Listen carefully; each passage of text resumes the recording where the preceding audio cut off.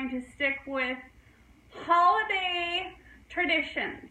Now, let me tell you, I stole this recipe from my ex-husband. It was his mother's recipe. And I actually make this cranberry bread to give away as Christmas gifts for like people at the office or people that you don't really know. You want to get them something, but you just don't know what to get them. So I would make this, and so I actually found a keto-friendly version of it, and let's get started. I'm so excited to actually try this and taste it. So it's called low carb gluten-free cranberry bread. So it calls for 2 cups of almond flour, and guys, I do get the almond flour from Costco. It's a 3-pound bag. 3-pound bag? Yes, a 3-pound bag, and it's like $12.99 or something crazy cheap like that. It's super cheap. So the recipe calls for 2 cups of almond flour. So we're just gonna get started, guys. I'm so excited. I will post the recipe and pictures of it later on today. So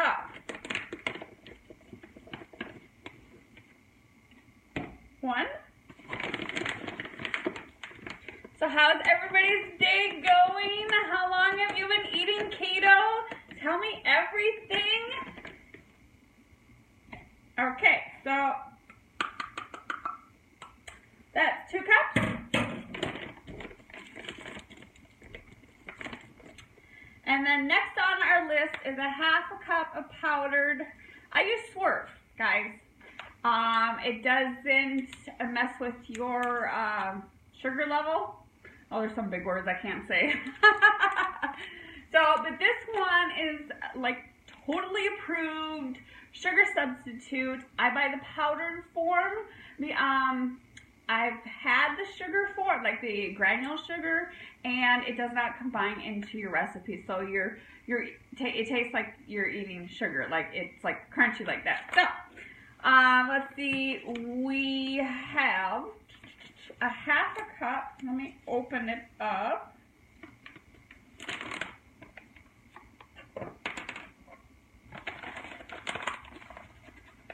And it gets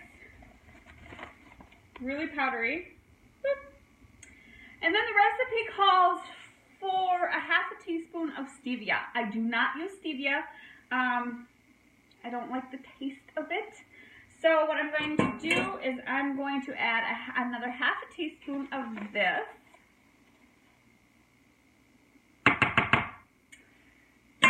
Alright, let me just go over here. Then next on our list is 1.5 teaspoons of baking powder. This is the one I get. You can get at Walmart. It doesn't cost that much. It's a gluten-free product. I don't know if that matters. So I want to make sure I'm doing this right. 1.5 teaspoons. So we'll just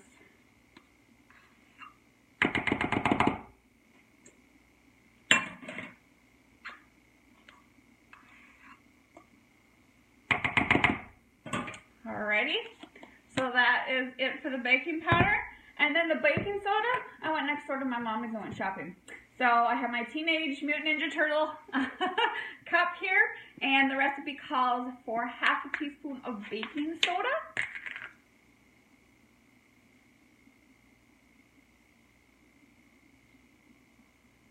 And say hi as you're coming in. I want to know who's coming at me, watching us make some delicious cranberry bread if you're just joining me now. And then a teaspoon of pink Himalayan salt. And I got this one at Walmart. It comes in this cute little container. And a teaspoon, maybe.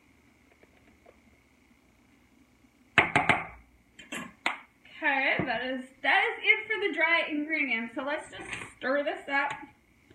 We want to make sure to get it all combined nice. Just want to make sure you guys can see. Hi Sarah, is that how you say your name? Welcome to my keto kitchen. I come on here every Sunday and I make some yummy and delicious.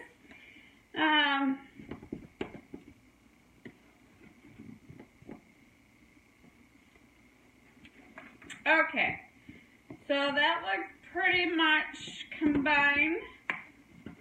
So we're just going to set this off to the side and we're going to work on our wet ingredients. So let's see, we've got 4 tablespoons, is that right? Yeah, tablespoons of melted Kerrygold butter. I love the taste of it, it's good for you. And so I'm just going to pour it in here. And get my little spatula, maybe. I know I got a little one. Nope, that's a knife. Oh my goodness. Okay, well, we're just going to use a big one.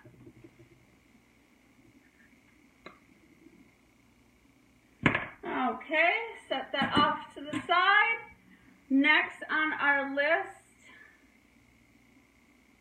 well, it's not actually on our list. The original recipe, we put a half a cup of concentrated orange juice in there. And this recipe did not call for orange juice because it is not keto friendly. But I did get the pure orange extracts from Watkins. And so I'm just going to, guys, I'm going to put a teaspoon in there. And smells like oranges.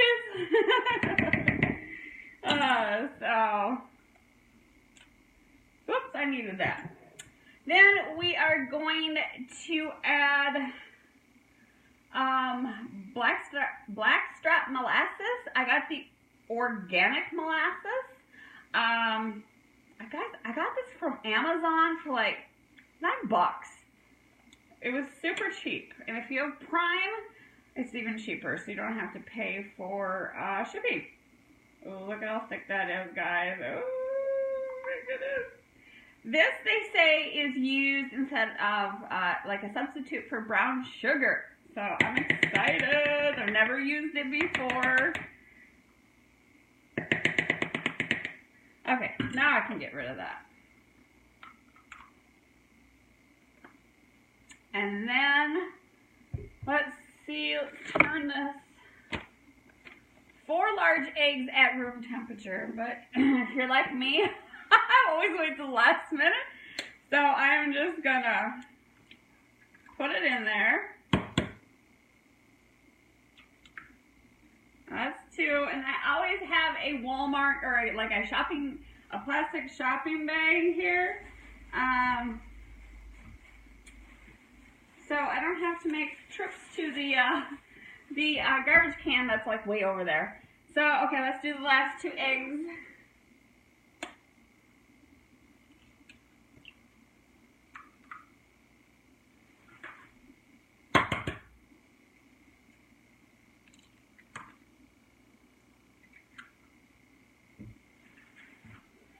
Alright, so then let's just wipe our hands off.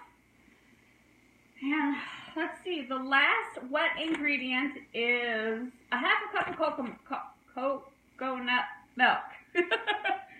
So, funny story is I went to get the coconut milk out of the cupboard and I opened it up. It was all curdled and I'm looking at the date on the can and I'm like, it says 12 of 2018. So I went to reach for this can and it was like way in the back, and a glass pasta jar went smashing down on the floor. I had like Alfredo sauce everywhere. It was a disaster. So we're going to use a half a cup of coconut milk. And we'll just set that there. And then I'm just going to mix it up real quick. It's going to get loud.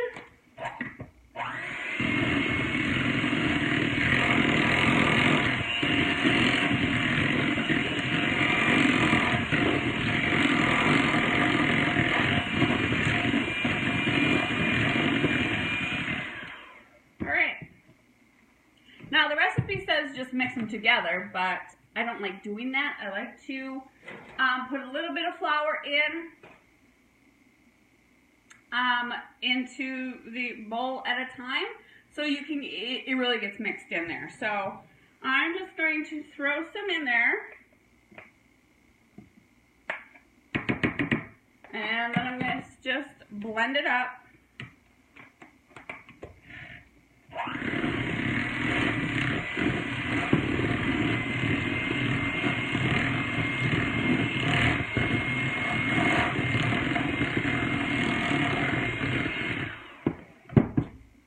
And then just keep doing that until you get all the almond flour, all the dry ingredients in there. Okay.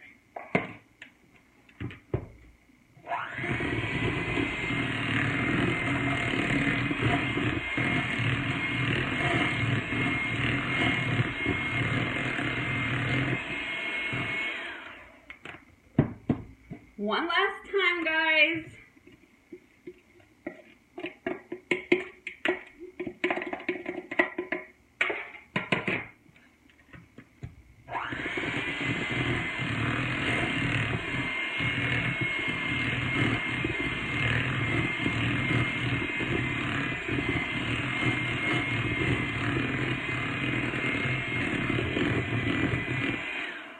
And then what I do is I scrape the sides of the bowl. Maybe.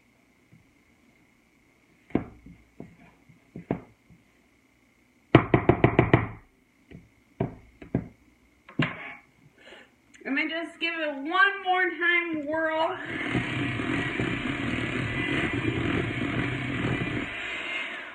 Okay.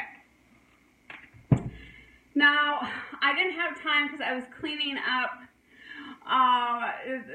a really bad mess. So usually I cut the cranberries in half, sideways, lengthwise, it doesn't matter. But they're whole, as you can see. It's just buy a regular bag of fresh cranberries at the grocery store, and let's just dump it in there.